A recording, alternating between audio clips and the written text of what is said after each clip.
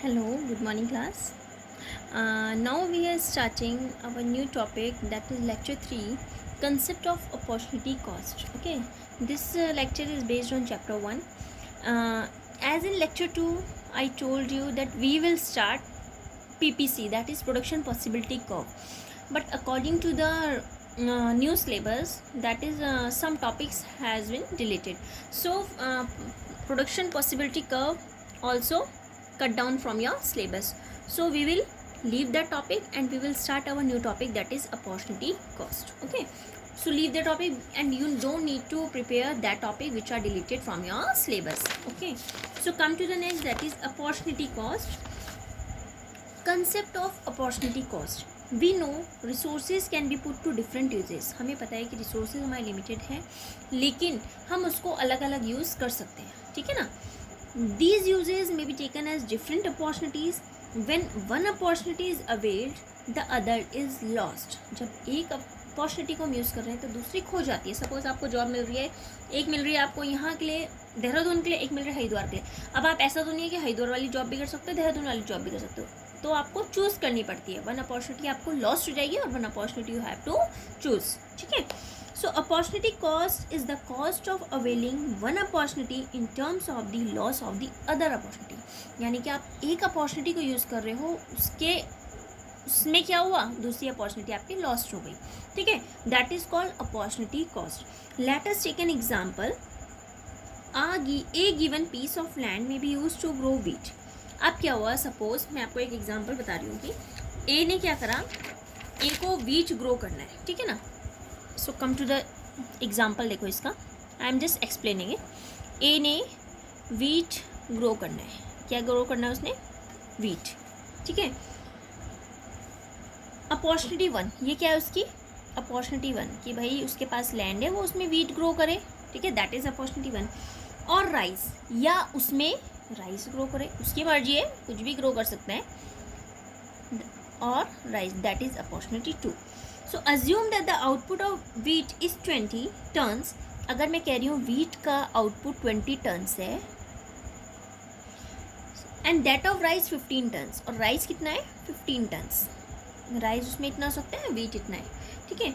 If land is actually use for the production of wheat, तो अगर मैं कह रही हूँ कि ठीक है, मेरे को राइस नहीं करना, मैं सिर्फ व्हीट कर रही हूँ, तो मुझे कितना आउटपुट मिलेगा वहाँ से, 20 टन्स.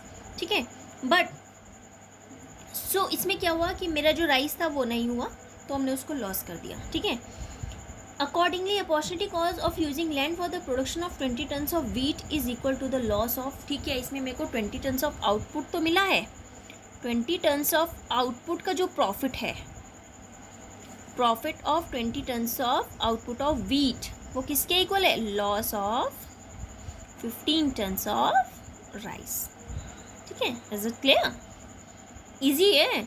अगर हम उसमें व्हीट, मैं राइस नहीं कर रही हूँ, मैं सिर्फ क्या कर रही हूँ, व्हीट का प्रोडक्शन कर रही हूँ, तो क्या हुआ उसमें, मेरा लॉस हो गया 15 टन्स ऑफ राइस का. ठीक है ना. सो using this illustration we may also define opportunity cost as a value of a factor in its next best alternative use. ठीक है. so this is the concept of opportunity cost. so what is the, अगर मैं आपको एक question पूछती हूँ, what is the opportunity cost of opting for higher studies rather than a job. मैं कह रही हूँ कि आप ऑप्ट कर रहे हो कि मुझे हायर स्टडीज़ करनी है, जॉब नहीं करनी है, हायर स्टडीज़ करनी है, तो इससे क्या होगा, it is the amount of ways salary the person would have earned in a job. ये क्या हुआ, अपॉर्चुनिटी क्या थी उसके पास, या तो ज़्यादा पढ़ाई करो या फिर जॉब करो. तो लेकिन क्या हुआ, अगर वो पढ़ाई कर रहा है तो उससे जॉब नहीं लगेगी, जॉब नहीं लगेगी तो उसकी सैलरी वगैरह नहीं मिलेगी. ठीक है. तो ये is it clear, that concept of opportunity cost.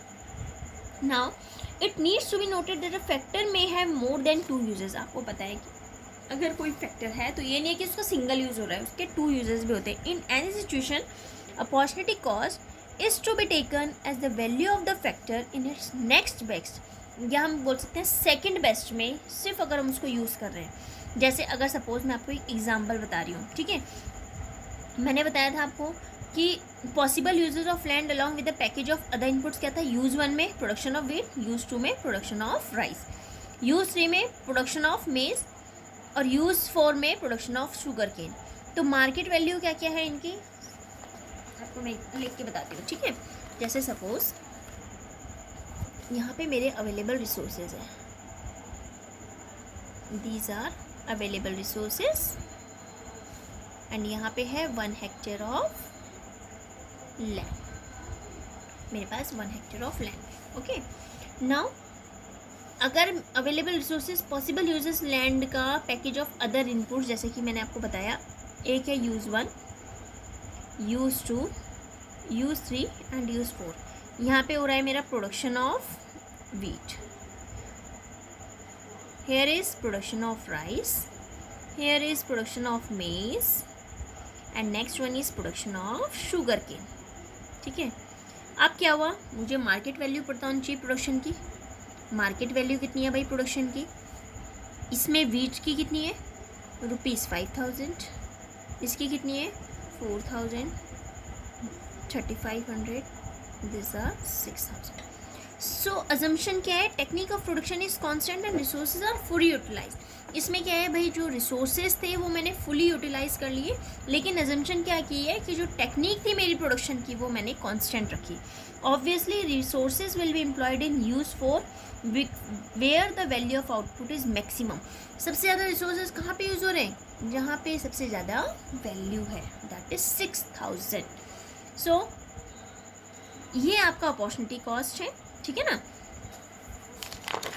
अब आ जाइए आप मार्जिनल अपॉर्चुनिटी कॉस्ट। एक होता है, इसी का पार्ट है मार्जिनल अपॉर्चुनिटी कॉस्ट। जब भी मार्जिनल वर्ड आता है ना, इसका मतलब होता है एक्स्ट्रा या एडिशनल, एक्स्ट्रा और additional. You can write the meaning of marginal by making star here और हेयर एनीवेयर। हाँ, you can make a star here and write marginal, उसका मीनिंग उसके आगे एडिशनल और extra. You just keep it in your mind that meaning of marginal is extra or addition. So marginal opportunity cost refers to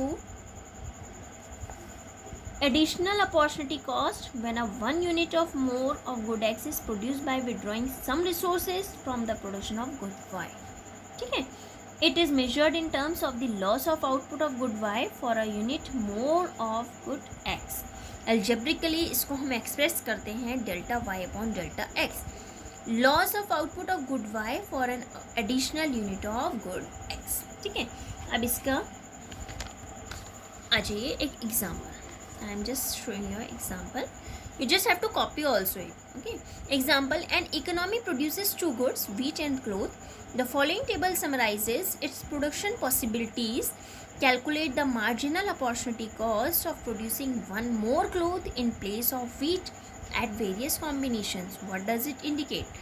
Draw the production possibility curve. What is the shape of this curve? देखो, आपको production possibility curve आपके उसमें नहीं है, मैं सिर्फ आपको ये एक्सप्लेन कर रही हूँ, आपको ड्रॉ करने की जरूरत नहीं है। मैं इस एग्जाम्पल से I just want to tell you that how you have to calculate marginal opportunity cost. I have drawn production possibility curve also, but you don't need to draw it, you just have to solve this portion also, ठीक है।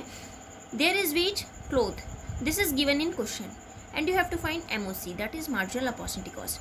what is the formula of marginal opportunity cost? delta y upon delta x, this is y, this is x, ठीक है ना। देखो, delta Y upon delta X, यहाँ पे क्या है, डेल्टा मतलब चेंज, डेल्टा मीन्स होता है चेंज, तो इसमें कोई चेंज हुआ है, नहीं हुआ है। इसमें देखो 100 से 90 10 का चेंज, और 25 से 0 25 का चेंज। नीचे से ऊपर वाले को माइनस करना है हमें, और ऊपर वाले से नीचे वाले को। अब 90 minus 70 that is 20 and 50 minus 25 that is 25। इसको डिवाइड करके 0.4 0.8, ठीक है। 70 माइनस 40 दैट इज़ 30, 75 माइनस 25 ऐसे आप इसको फाइंड करोगे तो ये आपके MOC हैं, ठीक है ना। बहुत रेयर पूछा जाता है 1 मार्क में, आपको सिर्फ इसका कंसेप्ट पता होना चाहिए, that you should have to find MOC by which formula. And I also have drawn production possibility curve, you don't need to draw it, I just draw to explain you, you just do to this work and this. So the curve is downward sloping and concave to the origin. The rising opportunity cost reflects that as more and more wheat, जितना हम ज़्यादा से ज़्यादा wheat को sacrifice कर रहे हैं उतना हमारा क्लोथ इंक्रीज हो रहा है, ठीक है ना। तो वो ये कि जितना, अगर मैं सपोज जैसे उसमें देखा था कि मैंने 20 टन पूरा यूज़ कर लिया, तो मेरा उसमें क्या हुआ, लॉस हो गया पूरा 15 का। अगर मैं और ज़्यादा करती तो उसका भी लॉस उतना ज़्यादा बढ़ता रहता। मतलब एक चीज़ इंक्रीज हो, दूसरी चीज़ डिक्रीज हो रही है, दैट इज़ अपॉर्चुनिटी कॉस्ट। ठीक है, तो यही आपका अपॉर्चुनिटी कॉस्ट है। सो यहाँ पे ये हमारा लास्ट टॉपिक है, अपॉर्चुनिटी कॉस्ट। ठीक है, in this chapter you have to make notes for all whatever I have shown you in a video. ठीक है, and the main topics are what concept of economics, economic problem, economic activities, differentiate between microeconomics, macroeconomics, differentiate between market economy, centrally planned economy and mixed economy. ठीक है, production possibility curve is totally deleted, and opportunity cost and central problems of an economy. I also gave you a lecture on this central problems of an economy. So these are the main topics in this chapter. You have to make notes and prepare it also. ठीक है ना, as you are writing your notes, just prepare it also. ठीक है, so after this you have to do your NCERT questions, all NCERT questions in your fair notebook. If that questions I already gave you in a lectures, homework, home assignments, so you don't need to do it again. But please confirm that you all have to do your NCERT questions in your fair notebook along with your these notes. Okay, thank you, have a nice day.